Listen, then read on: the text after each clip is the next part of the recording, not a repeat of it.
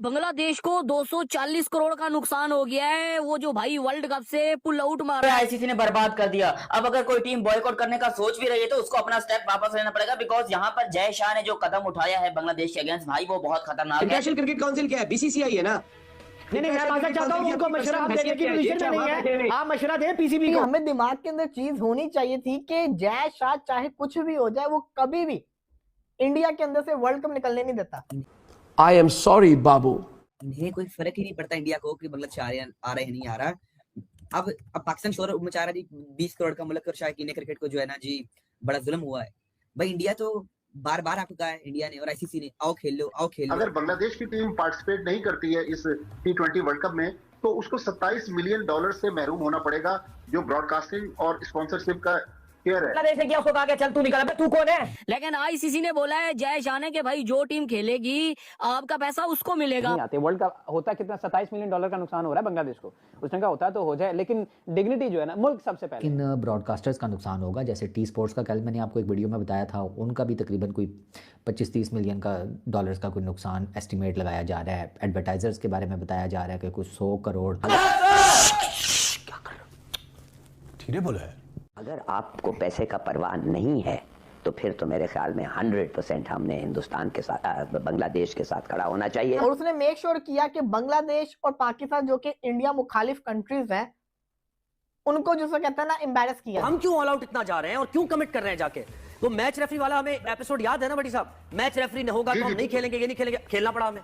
तो हम क्यों अपनी एम्बैरसमेंट का सामान कर रहे हैं इस वर्ल्ड कप के? यानी कि 240 करोड़ जो यहाँ पर बीसीबी को मिलता था, पीसीबी नहीं actually BCB, Bangladesh cricket board को सालाना 240 करोड़ रुपया मिलता था, जिससे उनकी क्रिकेट भी चलती थी और शायद आधा मुल्क भी चलता होगा इससे।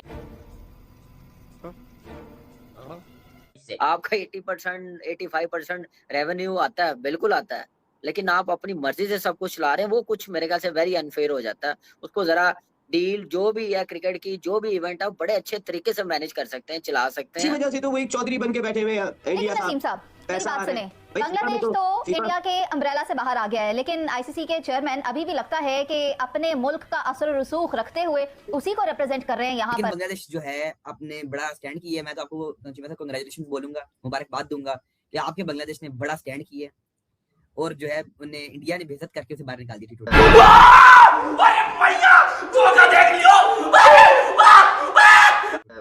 जहाँ तक रही बात बांग्लादेश के साथ किसी नाखुशगवार वाक़े की, तो यहाँ पर तो बहुत सारी चीजें हो रही है। कौन देख रहा है, कौन सोच रहा है, कौन बात कर रहा है। तो बांग्लादेश के साथ जो भारत ने किया, शुरुआत तो भारत ने की ना। ऐसा हिस्ट्री में कभी नहीं हुआ था जो बांग्लादेश के साथ हुआ है। इवन बांग्लादेश क्रिकेट टीम पागल हो गई है सोच सोच कर कि उनके साथ इतनी गंदी तो आज तक किसी ने नहीं की। मतलब बांग्लादेश की मार मार के आपने बिल्कुल फाड़ दिया, उसको वर्ल्ड कप से निकाल दिया। थोड़ी समझदारी, थोड़ी मैच्योरिटी का लेवल बढ़ाना पड़ेगा, बड़े दिल का मुजाहरा करना पड़ेगा। बांग्लादेश नहीं बाहर होनी चाहिए, कोई बीच का रास्ता आईसीसी को निकालना चाहिए था। हमने अपना प्रोटेस्ट किया, ठीक है, हमने बहुत पहले का किया। बांग्लादेश थोड़ा लेट हो गए, शेड्यूल अनाउंस हो गया, लेकिन फिर भी कुछ बेहतर हो सकता था, डिसीजन ले सकते थे, क्योंकि फैंस बांग्लादेश के भी बहुत है। This is too much.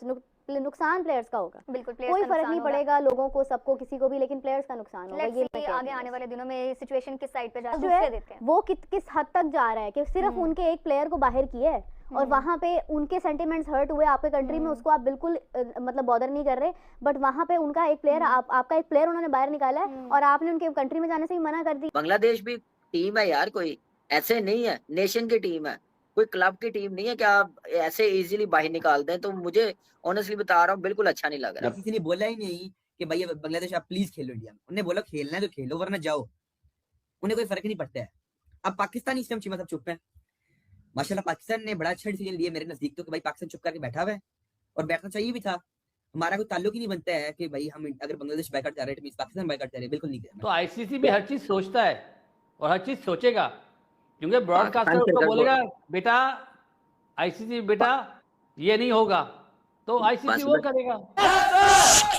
क्या कर ठीक है बोला है।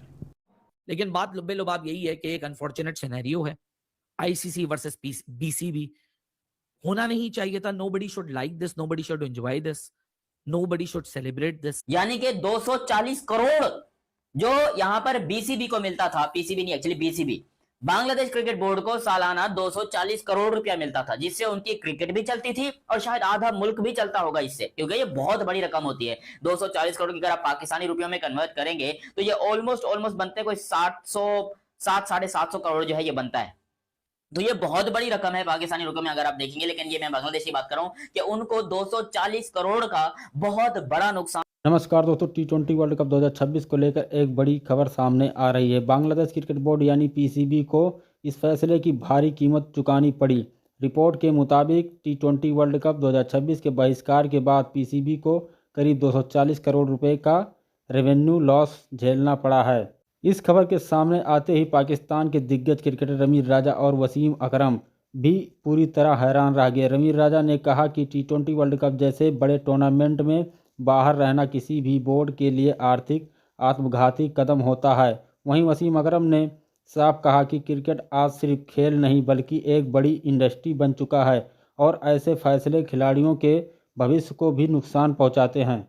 पीसीबी को स्पॉन्सरशिप, ब्रॉडकास्ट राइट और आईसीसी से मिलने वाली फंडिंग में ज़बरदस्त नुकसान हुआ। इतना ही नहीं बल्कि बांग्लादेश के युवा खिलाड़ियों को भी बड़े मंच पर खेलने का मौका नहीं मिला। पाक मीडिया में भी इस मुद्दे पर जमकर चर्चा हो रही है। सवाल यही है कि क्या पीसीबी ने भावनाओं में आकर ऐसा फैसला किया या उनके पीछे कोई और वजह थी। जो भी हो, 240 करोड़ का नुकसान आने वाले सालों तक बांग्लादेश क्रिकेट को प्रभावित कर सकता है।